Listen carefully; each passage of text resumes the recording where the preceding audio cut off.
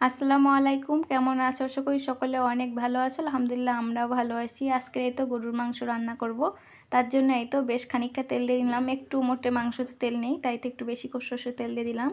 দেওয়ার পরে এই তো প্রথমে আমি ফোড়ন হিসাবে কাঁচা এমনি শুকনো লঙ্কা, তেজপাতা আর এই তো গরম মশলা দিয়ে ভালো করে ফোড়নটা দিয়ে নিলাম। নেওয়ার পরে এই তো পেঁয়াজটা দিয়ে দিচ্ছি।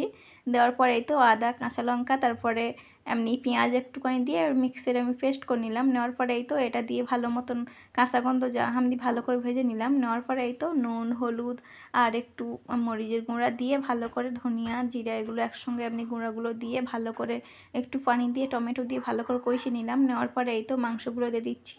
দেওয়ার পরে মাংসটা দুবার কষিয়ে নেবো ভালো মতন। একটু ওর থেকে যে পানিটা বেরোবে একবার কষাবো, তারপর একটু পানি দেবো, দিয়ে ভালো মতন কষিয়ে তারপরে এই তো এমনি ঢাকা দিয়ে রেখে দেবো বেশ খানিকটা সিদ্ধ হওয়া হামদি। সিদ্ধ তো হালকা এমনি সিদ্ধ হয়ে এসছে।